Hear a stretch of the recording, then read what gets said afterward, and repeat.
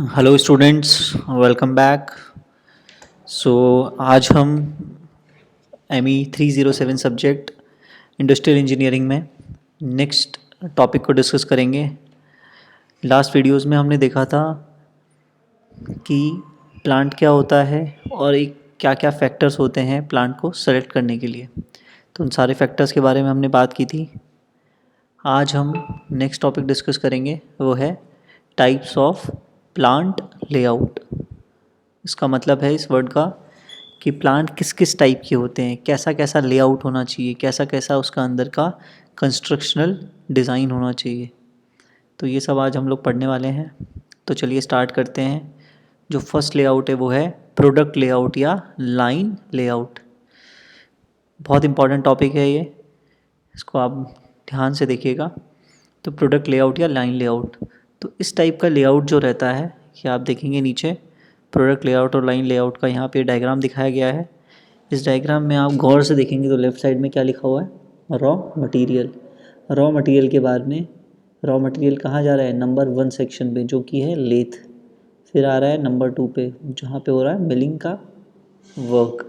उसके बाद आ रहा है जो जॉब है वो है ग्राइंडिंग मशीन पे, जहाँ पे ग्राइंडिंग वर्क कंप्लीट हो रहा है।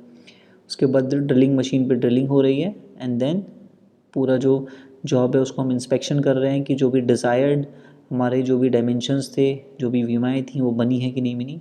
और उसके बाद हम उसको कर देते हैं फिनिश प्रोडक्ट की कैटेगरी में। तो इस टाइप से जो काम होता है, जो काम एक लाइन में चलता है, एक साथ चलता है, उसे हम बोलते हैं लाइन लेआउट या प्रोडक्ट लेआउट। प्रोडक्ट लेआउट का मतलब है कि यहाँ से यहाँ तक पूरा प्रोडक्ट बना और उसके लिए जो भी मशीन है वो एक साथ इन लाइन है।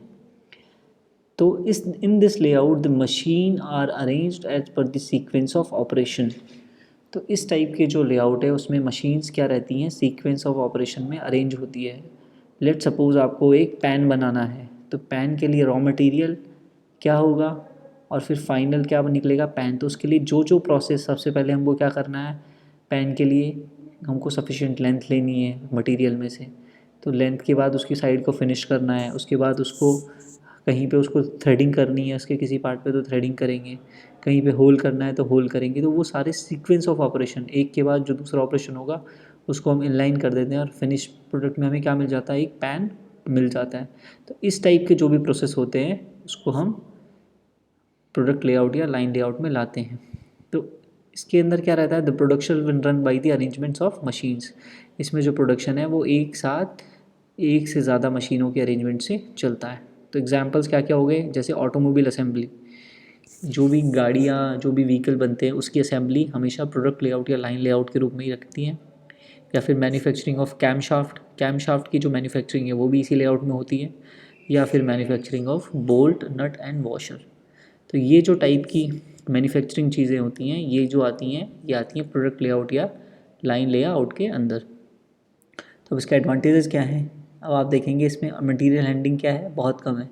क्यों कम है, कि आपने एक बार रॉ मटेरियल को मशीन नंबर 1 पे फीड कर दिया, उसके बाद ऑटोमेटिक कन्वेयर सिस्टम रहता है, ऑटोमेटिक जो प्रोडक्ट का है जो जॉब है उसका ट्रांसफ़र रहता है एक मशीन से दूसरे मशीन। तो मटेरियल की हैंडलिंग क्या हो गई, बहुत कम हो गई।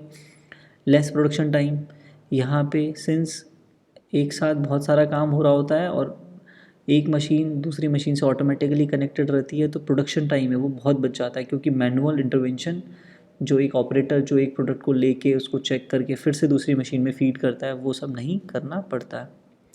Next one is production can be easily control. हाँ, इसमें हम प्रोडक्शन को बहुत इजीली कंट्रोल भी कर सकते हैं। कंट्रोल कैसे कर सकते हैं कि हम, क्योंकि हमारा क्या रहता है, एक ही प्रोडक्ट सीक्वेंस में चल रहा होता है, तो हमारे एक साथ जो वर्किंग प्रोसेस है वो बहुत ज़्यादा इन्वेंट्रीज नहीं होती है, तो हम अकॉर्डिंग टू द डिमांड उस प्रोडक्ट के प्रोडक्शन को कंट्रोल कर सकते हैं।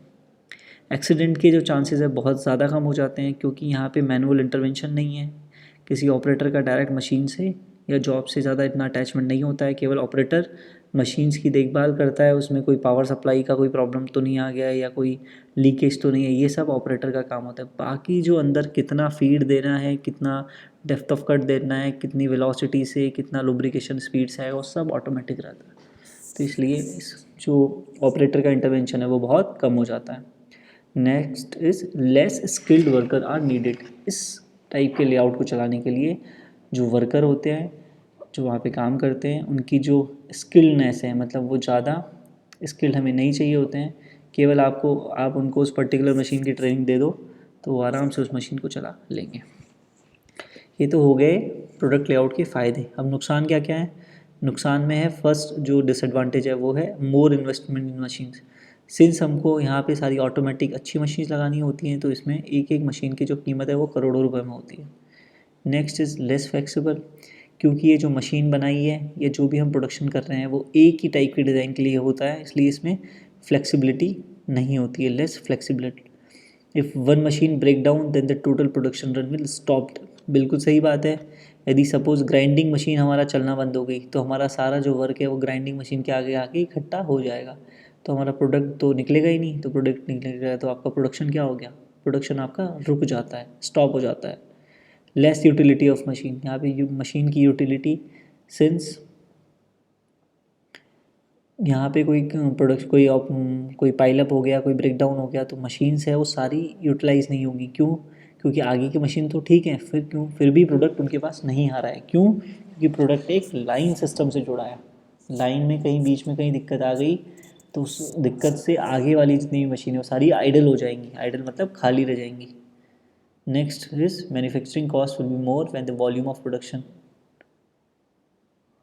Is less. सही बात है। ये टाइप का जो प्रोडक्शन होता है ये छोटी मोटी क्वांटिटी के लिए नहीं है।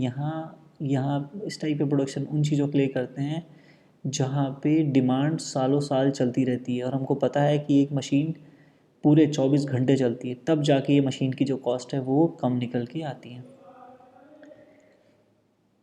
नेक्स्ट इज प्रोसेस और फंक्शनल लेआउट। ये आपका है दूसरा टाइप का लेआउट प्लांट में।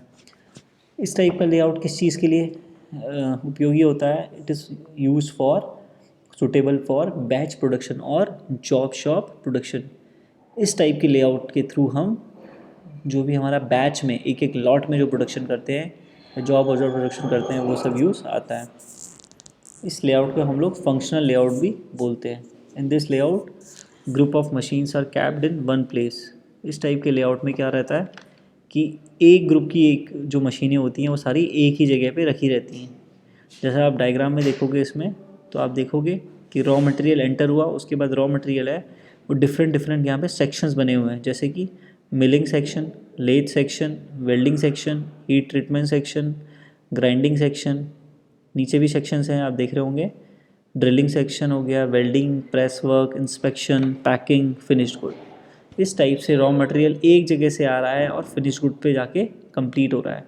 बट यहाँ पे जो है यहाँ पे सेक्शंस बने हैं। सेक्शंस का मतलब कि डिपार्टमेंट बने हैं। यहाँ मिलिंग सेक्शन में मिलिंग मशीन्स बहुत सारी रखी हुई हैं, यहाँ वेल्डिंग मशीन्स बहुत सारी रखी हुई हैं, यहाँ प्रेस वर्क है बहुत सारा। अब सपोज एक रॉ मटेरियल को इनमें से कोई 5 प्रोसेस की ज़रूरत है तो वो जो भी 5 प्रोसेस है उसके थ्रू शॉर्टेस्ट लेंथ में जाता है और वो फिर फिनिश वर्क होते हुए पूरा काम कंप्लीट हो जाता है। तो इस टाइप के लेआउट में क्या है, group of machine are kept in one place. एक ग्रुप की मशीन, सपोज लेथ मशीन है तो अलग अलग कैपेसिटी की सारी लेथ मशीनें एक रूम में रखी हुई होती हैं। Variety of best type production will be done at different work centres. Yes, best type production यहाँ पे वेराइटी का काम भी हो सकता है, क्योंकि सपोज़ हमारा कोई काम है जिसमें पिलिंग पहले होनी है और किसी में वेल्डिंग पहले होनी है, तो दोनों ही काम एक साथ यहाँ पे चल सकते हैं, क्योंकि यहाँ पे एक साथ इंटरलिंकिंग कामों की नहीं होती। किस टाइप की इंडस्ट्री के लिए बढ़िया रहता है? लेदर का कोई वर्क करना है, शीट मेटल का कोई वर्क करना है, मोल्ड्स बनाने हैं या मेंटेनेंस स्टॉप्स, तो ये सब चीज़ें जो आती हैं ये आती है प्रोसेस लेआउट के अंदर। इसके फ़ायदे क्या हैं? पहला फ़ायदा तो है कि ये जो लेआउट है ये फ्लेक्सिबल है। फ्लेक्सिबल का मतलब कि यहाँ पे हम रॉ मटेरियल को किसी भी सेक्शन में पहले और बाद में भेज सकते हैं, क्योंकि सारे जो सेक्शंस हैं वो इंडिविजुअल हैं, एक दूसरे से अटैच नहीं है। एक दूसरे के बिना ऐसा नहीं है कि लेथ मशीन तभी वर्क करेगा, लेथ सेक्शन तभी वर्क करेगा जब मिलिंग सेक्शन वर्क कर रहा होगा, ऐसा नहीं होता है। Utilization of machine is more, since सारे इंडिविजुअल सेक्शन होते हैं तो सारे सेक्शन पे अपना अपना काम चलता रहता है, तो यूटिलाइजेशन जो है मशीन का जो रन है एक दिन में वो अच्छा खासा रहता है। लेस इन्वेस्टमेंट ऑफ मशीन्स, यहाँ पे जो मशीन्स हैं यहाँ कम कैपेसिटी की भी चल जाती हैं, तो जो इन्वेस्टमेंट है, कॉस्टिंग है, वो कम रहती है। And production will not be affected even if one machine breaks down. इसमें क्या रहता है, यदि एक मशीन ब्रेक डाउन भी हो गई तो भी प्रोडक्शन इफेक्ट नहीं करता है, क्योंकि उस सेक्शन के अंदर उस टाइप की और मशीन्स भी होती हैं। तो हम तुरंत जो हमारा ऑर्डर है वो जो ब्रेक डाउन हुई मशीन से हटा के जो सही मशीन है, जो जो रनिंग मशीन है, उसको हम लोग शिफ्ट कर देते हैं। तो इस टाइप के लेआउट के नुकसान क्या है, मटेरियल हैंडलिंग इज़ मोस्ट, बिल्कुल सही है। अब यहाँ पे जो लाइन लेआउट हमने पढ़ा था या प्रोडक्ट लेआउट पढ़ा था, उसमें ऐसा तो नहीं है सीधे प्रोडक्ट एक से दूसरा दूसरे से तीसरे जा रहा है, नहीं, इसमें हम लोग को एक डिफरेंट सेक्शन में मूव कराना होता है। तो मूव कराने के लिए प्रोडक्ट को, सिर्फ प्रोडक्ट्स बहुत बल्कि होते हैं, तो उसको मूव कराने के लिए हमें मटेरियल हैंडलिंग इक्विपमेंट्स की ज़रूरत पड़ती है। तो यहाँ पे मटेरियल हैंडलिंग जो है वो डिफ़िकल्ट होती है। More skilled worker are required. More skilled क्यों चाहिए, क्योंकि यहाँ पे सारे सेक्शंस में अलग अलग मशीन्स रखी है, तो वो सेक्शन एक्सपर्ट्स हमको चाहिए। लेथ मशीन में लेथ एक्सपर्ट चाहिए होता है, जिसको लेथ के बारे में हेड से लेकर टो तक सारी चीज़ें पता हों, तभी तो कोई भी ब्रेकडाउन होगा तुरंत उसको वो रेक्टिफाई या सुधार उसको कर पाएगा।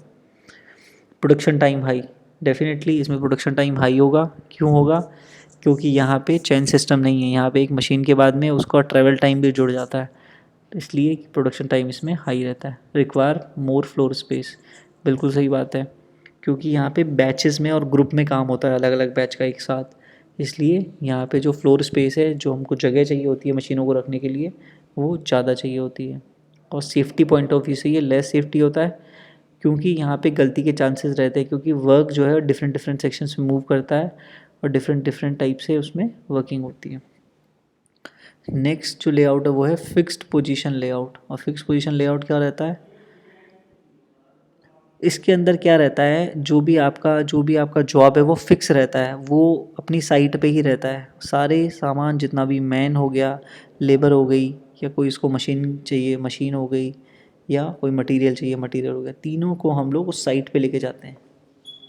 तो ये आता है फिक्स पोजीशन लेआउट। इसको आप एग्जांपल से अच्छा समझोगे, जैसे कि शिप बिल्डिंग है या कोई ब्रिज का कंस्ट्रक्शन है, तो ब्रिज का कंस्ट्रक्शन होने के लिए ऐसा नहीं है कि ब्रिज किसी फैक्ट्री में बन के आ रहा है, पूरा ब्रिज ऑन साइट ही तैयार होता है। तो उसके लिए क्या करते हैं हम लोग, जितनी भी बड़ी बड़ी मशीनें हैं, जितना भी उसमें हमको मटेरियल चाहिए, सीमेंट चाहिए, जो भी चाहिए, वो उसी साइट पे लाई जाती है, और जो भी मशीन्स उसके लिए रिक्वायरमेंट है वो वहीं लाई जाती है। उसको हम बोलते हैं फिक्स पोजीशन लेआउट। इसके फ़ायदे क्या हैं, इसका एक तो मटेरियल मूवमेंट इज़ रिड्यूस्ड, बिल्कुल सही बात है, मटेरियल का मूवमेंट नहीं होगा कि एक सामान वहाँ बन रहा है एक वहाँ बन रहा है, सारा चीज़ें जो है वो केवल ऑन साइट ही बन रही है। हाई स्किल्ड, एक है फ्लेक्सिबल्स टू चेंज द प्रोडक्ट, बिल्कुल सही है, यहाँ पे हमारे पास फ्लेक्सिबिलिटी रहती है, क्योंकि तीनों जो चीज़ें हैं वो हमारे पास ऑन साइट रहती है। इनकेस कोई गड़बड़ भी हो जाती है तो हम तुरंत उसको सही कर सकते हैं। Next is more workers can be employed from start to finish. इसमें हम वर्कर्स को अच्छे से एम्प्लॉय कर सकते हैं ताकि हमारा काम जो है वो ऑन टाइम हो जाए। इसके डिसएडवांटेजेस क्या क्या हैं, डिसएडवांटेजेस हैं वर्क इज़ कॉस्टली, इसका जो काम है कॉस्टली रहता है। वो क्यों रहता है, क्योंकि बड़ी बड़ी मशीनें सपोज़ उनको हमको ऑन साइट लाना पड़ता है, तो उसके लिए काफ़ी खर्चा जुड़ जाता है। Second, high skilled workers are needed. इसके अंदर जो रहता है वो हाई स्किल्ड वर्कर चाहिए। हाई स्किल्ड वर्कर का मतलब है कि उसको मल्टीटास्किंग आनी चाहिए, कि और उसको अपने जो फील्ड है उसमें भी काफ़ी नॉलेज होनी चाहिए, जिससे कि वो अच्छे से अच्छा जो भी कहीं प्रॉब्लम आती है हम ड्यूरिंग द वर्क उसको ट्रबल शूट या उसको सही कर सके। Supervision is difficult. Supervision difficult होता है क्योंकि जितना भी टाइप का काम है, चाहे उसमें फिनिशिंग काम चल रहा हो, टेस्टिंग का काम चल रहा हो, कोई मशीनिंग काम चल रहा हो या लेबर का काम हो, सारा एक ही जगह होता है। तो सुपरविज़न है वो डिफ़िकल्ट होता है। क्यों, क्योंकि डिफरेंट डिफरेंट सेक्शंस का काम एक ही जगह रहता है, तो जो भी सुपरवाइज़र है उसको काफ़ी अटेंटिव रहना पड़ता है वहाँ पे। तो इस टाइप से आज हम लोगों ने टाइप्स ऑफ लेआउट देख लिए, तो आई होप आपको सब क्लियर हो गया होगा। फिर भी कहीं दिक्कत है तो हम लोग ड्यूरिंग द क्लास उसको डिस्कस कर सकते हैं। Thank you.